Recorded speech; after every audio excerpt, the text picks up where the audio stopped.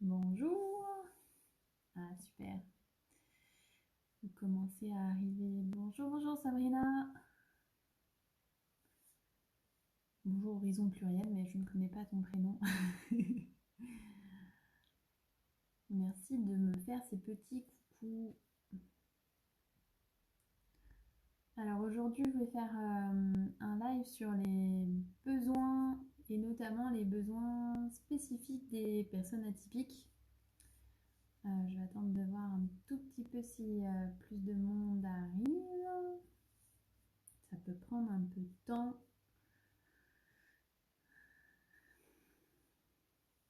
J'espère que vous allez bien. Bonjour Dominique.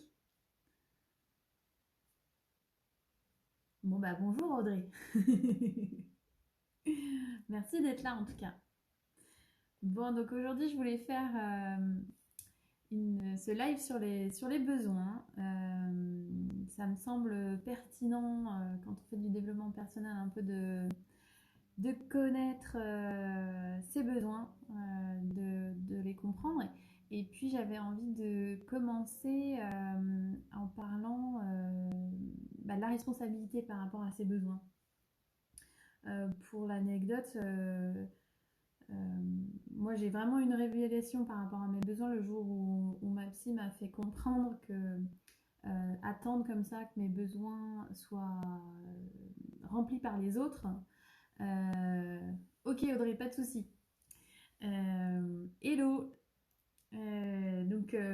Voilà, la psy me fait comprendre que attendre des autres qu'ils me remplissent, qu'ils nourrissent mes besoins, c'était un peu se mettre dans un état de nourrisson. Effectivement, le nourrisson à la naissance, il pleure, on le change, il pleure, on lui donne à manger, il pleure, on le déshabille s'il a trop chaud, s'il a trop froid. Hello. Euh, donc il y a vraiment ce côté, bah oui, le nourrisson il n'a pas la capacité de se prendre en charge, donc il attend que les autres prennent soin de lui. Et c'est normal. Mais quand on devient adulte, on ne peut plus agir de cette façon-là. Et on ne peut plus attendre que les autres comprennent ce qui se passe pour nous pour nourrir notre besoin de reconnaissance, notre besoin d'affection, notre besoin de sécurité, etc. etc. Donc, devenir adulte, c'est prendre en charge, bonjour Jadoun, c'est prendre en charge ses propres besoins. Et donc, une fois dit ça, c'est aussi comprendre qu'est-ce que c'est ces besoins. On parle de quoi? Donc, j'avais envie de vous le faire, cette vidéo, à travers la pyramide de Maslow, qui est un peu la pyramide de base des besoins, et puis ensuite d'aller voir un peu comment ces besoins chez les atypiques vont être communiqués de façon différente, vont être ressentis différemment aussi. Bonjour Lucie. Voilà, donc la pyramide de Maslow, c'est quand on fait un peu de développement personnel, ou voire même parfois en entreprise, on la voit, hein, euh, et elle est assez basique. Mais déjà, si elle est connue, ça permet aussi de mettre un mot sur ce qu'on ressent et de reconnaître ses besoins. Donc, tout en bas, il y a les besoins physiologiques, hein, dormir, manger, éliminer, boire, etc., etc., respirer. Voilà, donc ça, ce sont les besoins physiologiques. Au-dessus, vous avez le besoin de sécurité, comme avoir un toit au-dessus de sa tête, savoir qu'on peut rentrer chez soi sans problème, voilà, ce genre de choses. Encore au-dessus, vous avez le besoin d'appartenance, c'est-à-dire faire partie d'un groupe, se sentir bien avec ce groupe-là, ouais, voilà, se sentir bien avec ce groupe-là. Donc ce qu'il faut savoir, c'est que ces trois niveaux-là sont les besoins primaires. Et si le premier niveau n'est pas rempli, selon Maslow, on ne va même pas aller chercher à remplir ceux du dessus. C'est-à-dire que si vos besoins physiologiques ne sont pas remplis, on ne va pas forcément aller chercher la sécurité ou l'appartenance. Et puis les besoins qui sont dits secondaires sont le besoin d'estime, se reconnaître soi, s'apprécier, et entendre les appréciations extérieures. Et tout en haut, il y a le besoin d'accomplissement, le besoin de faire quelque chose d'autre de sa vie que juste boire, manger, dormir, quoi. Et ces besoins secondaires, il y a toute une partie de la population qui ne va jamais les nourrir. Déjà parce que les 3 premiers niveaux sont peut-être pas remplis, ou peut-être que juste les 3 premiers niveaux leur suffit. Et puis il y a une catégorie de la population, et je pense que les atypiques en font souvent partie, qui ont vraiment besoin, salut Sovien, qui ont vraiment besoin que ces 2 derniers niveaux là de besoins soient pris, soient nourris. J'avais même entendu dans une formation sur l'accompagnement des personnes surdouées, donc avec Fabrice Michaud, qui était une super formation. Pour lui, carrément, la pyramide de Maslow est à l'envers. C'est-à-dire que pour les HP, le besoin d'accomplissement, de contribution est presque le premier niveau qu'on a besoin de remplir. Et bonjour Tigoyav. Donc le besoin, les besoins secondaires, c'est vraiment ceux qu'on va avoir, qui nous attirent quand on fait aussi du développement personnel. C'est-à-dire qu'on a envie, besoin de grandir, de se développer, de se déployer. Voilà. Et ce sont des besoins qui sont vraiment essentiels chez les personnes HP, multipotentielles, et je pense la plupart des personnes hypersensibles aussi. Moi, je dis la plupart parce que tout simplement, étant hypersensible et HP, des fois, c'est pas toujours clair pour moi ce qui est que de l'ordre de l'hypersensibilité, que de l'ordre du haut potentiel. Donc voilà, je mets des pincettes parce que je lis aussi beaucoup que les hypersensibles ont tous besoin de ce sens, et je pensais que c'était surtout les hauts potentiels au départ. Donc je préfère rester ouverte. Voilà, donc ça c'est une première grille de lecture, et ça peut être intéressant déjà rien que là de sentir qu'est-ce qui n'est pas rempli, qu'est-ce qui n'est pas nourri dans nos besoins, qui font qu'on ne va pas se sentir bien. Là, tout simplement, là, une cliente, il y a juste ce matin, là, me parlait de son nouveau job dans lequel elle est et où elle ne se sent pas à sa place. Et quand je traverse avec elle la pyramide de Maslow, je lui demande est-ce que ton besoin d'appartenance est rempli? Est-ce que ton besoin d'estime est rempli? Est-ce que ton besoin d'accomplissement est rempli? Eh bien, elle sent bien que à la fois, elle n'a pas l'impression de s'accomplir dans ce job, du coup, elle ne se sent pas appartenir à un groupe dont le sens de la vie pour eux est de remplir un job de consultant, par exemple. Voilà, donc ça peut expliquer ces choses qui font qu'on ne se sent pas hyper bien. L'autre grille de lecture que j'aime beaucoup et que j'ai aussi retrouvé dans le livre de Nathalie Elstein, Les émotifs talentueux, ce sont les 6 besoins de Tony Robbins, les 6 besoins humains. Et je trouve que c'est aussi une grille de lecture qui est hyper pertinente par rapport au potentiel et aussi les hypersensibles. Donc là, c'est plus une pyramide, ce sont des cercles concentriques. Et le premier cercle, c'est le besoin de certitude. Donc notamment, par exemple, savoir avec qui je vis, où est-ce que je vais dormir ce soir, où est-ce que je vais travailler. Voilà, ça va être un besoin de certitude. Ensuite, il y a un besoin d'incertitude. Un besoin d'incertitude où on parle aussi de besoin de variété. Et ça, c'est un truc qui est hyper présent, notamment chez les multipotentiels et les hauts potentiels.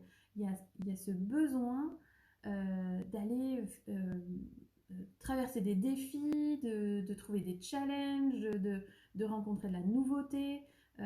Et c'est pas du tout un besoin à négliger. C'est-à-dire que souvent, c'est ce qui peut donner envie de partir, de quitter un job parce qu'on a fait le tour, qu'on s'ennuie, et que ce besoin-là est hyper présent.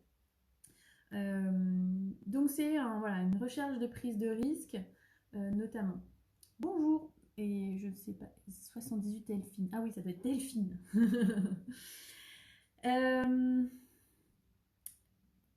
Voilà, donc, et ça c'est typiquement un besoin qui va s'exprimer différemment chez les personnes atypiques, le besoin d'incertitude ou le besoin de variété, et qui est souvent négligé. C'est-à-dire que on se dit mais tout le monde est content d'être à sa place, pourquoi moi j'arrive pas à m'en satisfaire? Et on a l'impression d'être quelqu'un qui ne sait pas se satisfaire de ce qu'il a, qui est jamais content ou je ne sais quoi. Et en fait, tout simplement ce besoin de variété qui est présent. Et donc, il va être intéressant d'aller l'écouter et de trouver comment le remplir. Donc, il peut y avoir changer de job. Hein. Moi, c'est un peu aussi, je pense, ce qui m'a poussé à changer 15 fois de job en 13 ans. Hein. C'est pas tout à fait innocent dans l'affaire. Mais ça peut aussi se remplir. Bonjour Marmotte! Ça peut aussi se remplir par le biais effectivement, de nouveaux apprentissages ou de créativité. Pendant une période, moi je rentrais le soir et je faisais des bracelets brésiliens. Bon, ça me donnait une variété dans ma journée, ça me permettait de respirer dans cette journée qui avait été un long tunnel de travail jusqu'à ce que je puisse sortir le soir. Et peut-être aussi, notamment dans cette période, c'est pas évident de trouver la variété, hein. Ou alors on va la trouver sur internet, mais ça peut être un peu plus challengeant puisque il y a eu ces périodes de confinement où finalement, à part le boulot, on n'a plus les cinémas, il n'y a plus tous les sports en salle, etc. Donc ce besoin-là peut être vachement challengé en ce moment pour les atypiques. Ensuite, on a le besoin d'amour et de connexion. Et là où tout le monde a besoin d'amour et tout le monde a besoin de connexion, hein, je crois que c'est quelque chose, c'est ce qui caractérise l'humain, il n'y a aucun problème là-dessus. Ah, super Delphine, je change de vie, de lieu de vie, mais pas de job, pas pour l'instant en tout cas. Mais c'est déjà génial, c'est déjà génial. Eh ben super, je suis vraiment contente. Et oui, il faudra me raconter comment c'est grâce à moi, parce que je veux bien en savoir un peu plus. Et puis voilà, si vous avez des questions, pardon, je ne l'ai pas dit, mais si vous avez des questions, n'hésitez pas à intervenir, me poser des questions dans les commentaires, j'y répondrai avec plaisir. Donc voilà, tout le monde a besoin d'amour et de connexion, ça c'est certain, c'est un besoin qui est humain. Là où on va l'entendre différemment chez les personnes atypiques, c'est que c'est un besoin de lien qui est en profondeur. Moi j'appelle ça le lien de cœur à cœur. Où on va avoir quand on va avoir des discussions, des échanges, pardon, on va pas parler de la pluie et du beau temps, hein, ça c'est connu. On va surtout parler de voilà, comment on envisage la vie, moi j'ai effectivement cette curiosité de savoir quelle est la vision du monde des gens que je rencontre, qu'est-ce qui est important pour eux, qu'est-ce qui fait du sens. Donc c'est rarement des discussions de chit-chat, quoi, comme on appelle ça. À bientôt. Bonne méthode. Et là c'est pareil, cette cliente ce matin, c'est ce qu'elle me racontait. Elle me dit voilà, au boulot on parle boulot, mais moi par contre ce week-end j'ai vu des amis, puis on a parlé de comment on envisage la vie, quelles sont les difficultés qu'on a rencontrées, qu'est-ce qui fait du sens pour nous. Et là je me sentais bien, je me sentais moi. Il y a effectivement cette possibilité d'ouvrir son cœur et d'être soi-même et donc d'être dans ce lien profond.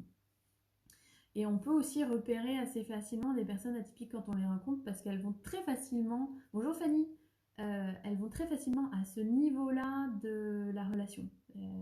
Moi c'est comme ça que je les sens en premier lieu. Ensuite on a le besoin de reconnaissance qui est un besoin universel et qui est tellement présent partout. Beaucoup de mes clients parlent mais je me sens pas reconnue, je me sens pas à ma place. Et c'est vrai que quand on est atypique, on se sent en décalage. C'est comme si on pouvait sentir chaque jour à quel point on n'est pas comme les autres. Et c'est quelque chose que tout le monde ressent en fait, hein. Pas de souci Fanny, hein. Si tu as des questions, n'hésite pas, même si on revient au début, il n'y a pas de problème. Donc je parle des besoins et notamment des besoins spécifiques des personnes atypiques. Donc sur le besoin de reconnaissance, c'est quelque chose qui est vraiment universel. Tout simplement, se sentir reconnu, ça veut dire qu'on se sent exister. On se sent exister dans les yeux des autres. Voilà, quand il n'y a pas de lien, quand un enfant par exemple, il y a eu des études affreuses, des tests affreux où on mettait des enfants et puis juste on les nourrissait, on leur parlait pas et on les laissait de côté, mais ils sont tous morts, hein, donc c'est vraiment... salut Eva! C'est vraiment des besoins fondamentaux. Et, et souvent, on cherche cette reconnaissance à l'extérieur. Effectivement, c'est comme un besoin de validation, d'autant plus voilà, quand il y a cette sensation d'être encore plus décalé par rapport aux autres. Et qu'on sent inconsciemment qu'il y a plein de fois où on n'est pas correct par rapport aux attentes. Et donc, ce besoin de reconnaissance va être en tâche de fond. Et là, ce qui va être intéressant de travailler sur la reconnaissance, c'est d'aller chercher de la reconnaissance auprès de l'extérieur, c'est bien. Et ça peut être bien d'aller chercher, voilà, de faire des petits exercices du genre qu'est-ce que vous me reconnaissez comme talent, comme force, dans quoi vous me verriez travailler. Ça peut nourrir notre reconnaissance.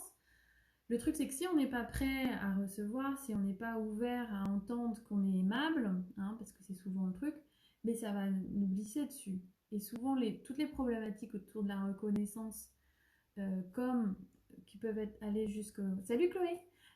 Qui peuvent aller jusqu'à au syndrome de l'imposteur, et j'en ferai un autre live sur le sujet le 21 mai. Voilà, toutes ces problématiques-là, j'ai perdu... j'ai perdu mon fil du coup. Ça vient du fait, voilà, le fait d'avoir le syndrome de l'imposteur, qu'on ne se reconnaît pas soi-même. C'est-à-dire qu'on n'absorbe pas le compliment, on n'absorbe pas le fait que oui, on est quelqu'un de bien, on a des compétences, on a un talent. Oui, j'ai des talents.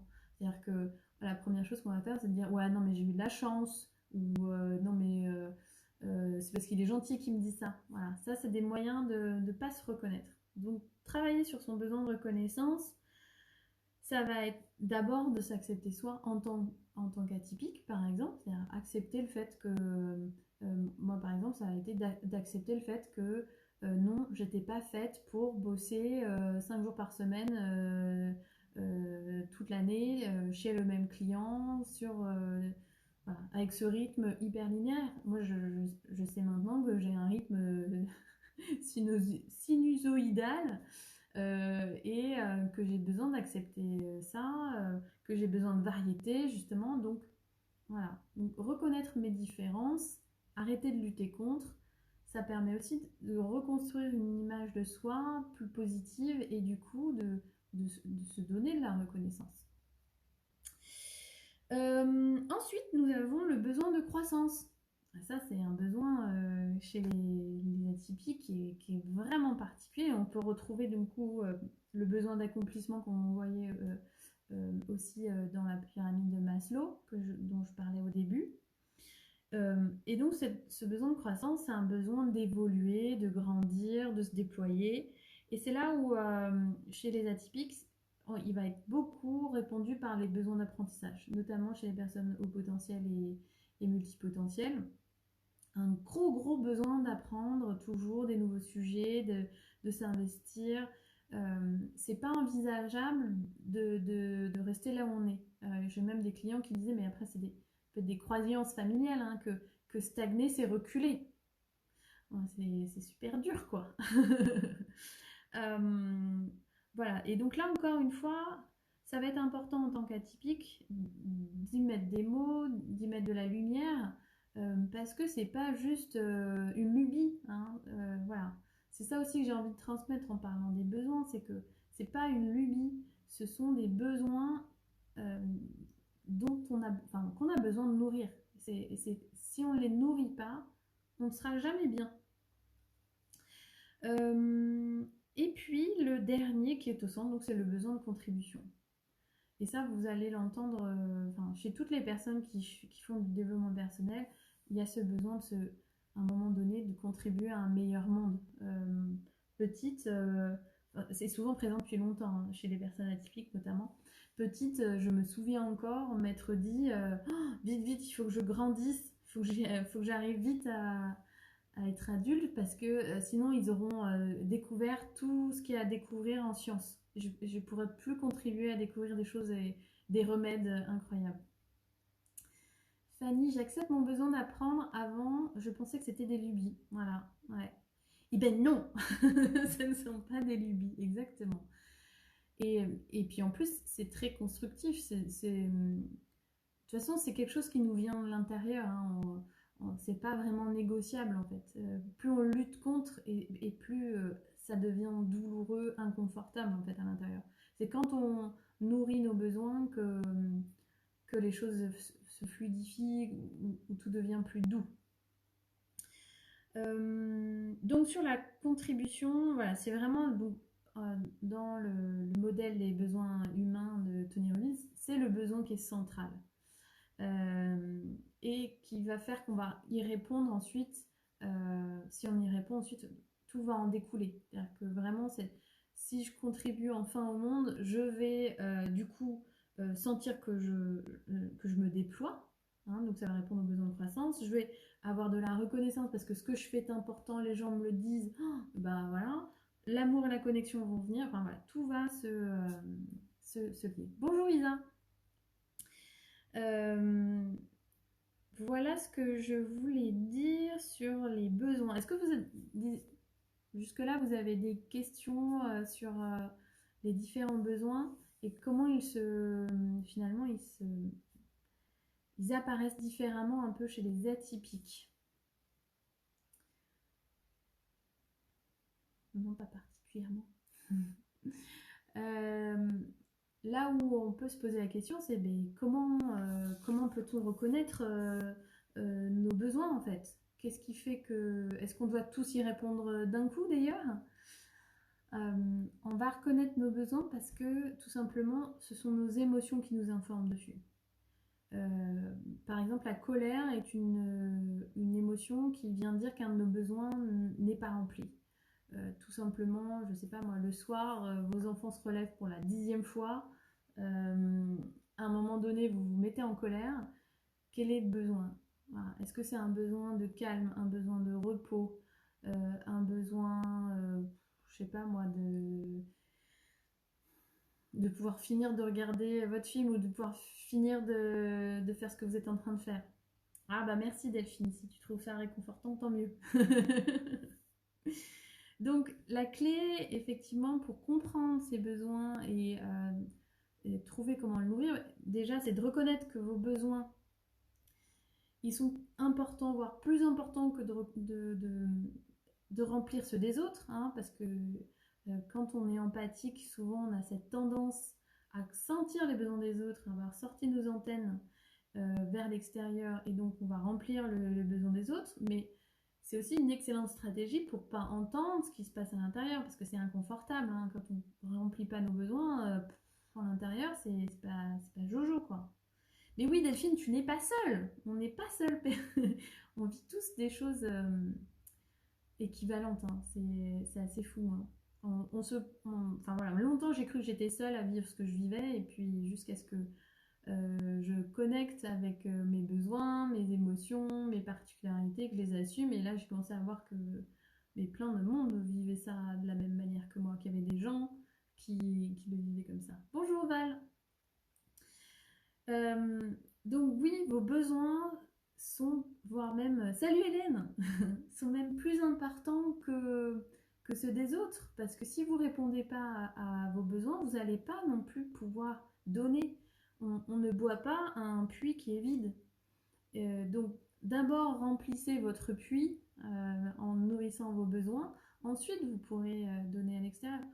L'image qu'on donne souvent, c'est celle des avions là. Quand on vous dit les masques à oxygène tombent, d'abord vous le mettez sur votre visage, ensuite vous portez de l'aide à quelqu'un d'autre.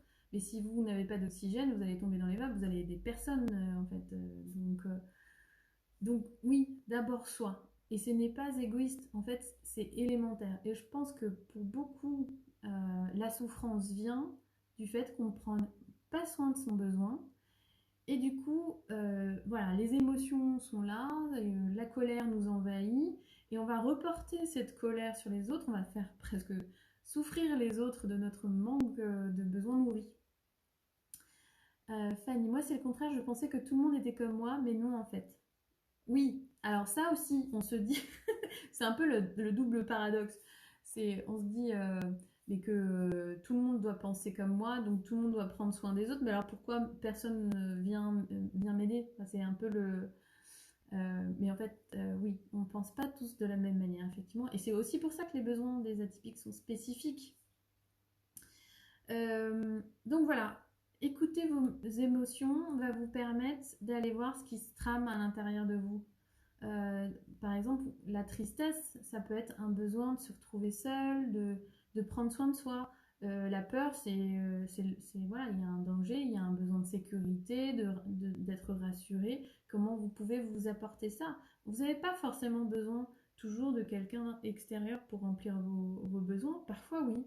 Hein, parfois, notamment quand il y a des traumatismes, ça va être nécessaire d'aller trouver quelqu'un d'autre. C'est-à-dire qu'on s'aperçoit, j'ai entendu ça, c'est Boris Cyrulnik qui expliquait, quand il y a un traumatisme, le cerveau arrête de fonctionner. Et c'est seulement en allant parler avec l'autre que le cerveau se remet en marche et qu'ensuite le cerveau, enfin vous avez la capacité de retrouver ce dont vous avez besoin.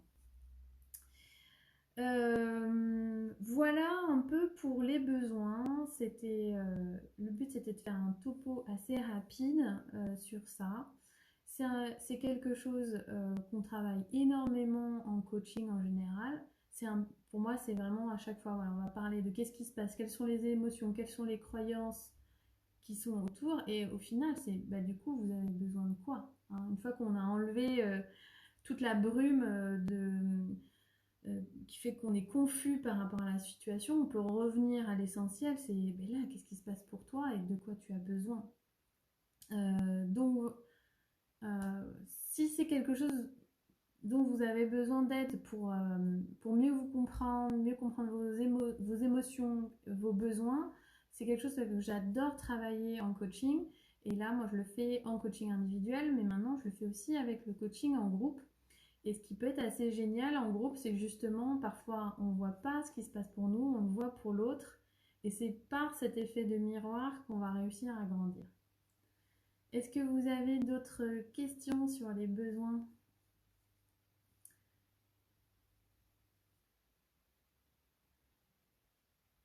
Bon, bah écoutez, sinon, de toute façon, je posterai cette vidéo en IGTV.